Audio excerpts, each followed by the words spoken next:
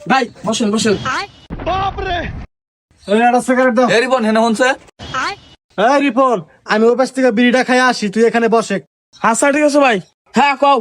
তুই দেখি এর হাতে এখন হারা দিনই গরস এর পাশে ঘুরে তোর লাভ কি আর তুই কিসের আশায় গরস? আমি কোনো কিছুর আশায় ঘুরি না, আমার কাছে ভাইরে খুব ভালো লাগে, সেজন্য আমি ভাইয়ের পিছে পিছে ঘুরি। সেটা তো বুঝলাম, তুই কোনো কাম কাজ করস না, তোর বাপ মাই কি খায় না না খায় সেদিকে কোনো খেয়াল রাখস না, সারা দিনে খালি তুই আর পাশেই গরস। তা আমার বাপ মা না খায় থেকে তুমি আমার বাড়িতে যা কিছু দিয়েছো, এখন আমার বাপ নাই রে, তোমার তো দয়া মায়া থাকে।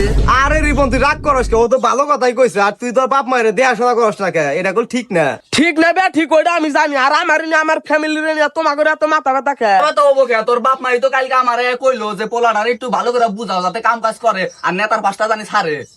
আরে ভাই তোমার করে কি কই, তোমরা কি মনে করো যে আমি নেতার পিছনে ফাও ফাও ঘুরি? তুই ভাবি তো করস, তাছাড়া কিসের নিকা করস? নেতাই ধরে কি দেয়? দেয় নাই দিব, নেতার দল কেবল ক্ষমতা আইলো, নেতা আমার কইছে বড় একটা পদ দিব। আরে ওটা কুয়াই থাকে রে পাগলা, দিব না।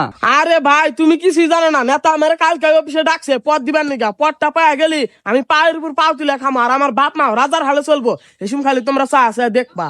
দিলি তো ভালো, কিন্তু আমার মনে হয় দিব না। হ্যাঁ তোমরা তো চাও যে আমার পদটা না দিক, তোমরা তো আর আমার ভালো চাও না। তুমি আমার কালকার পরের দিন থেকে দেখো আমি রাজার হালে চলাফেরা করুম, আমার পাঁচ দেওয়া অল টাইম 10-15 জন করে পোলান থাকবো, থাকো জায়গা। The next day.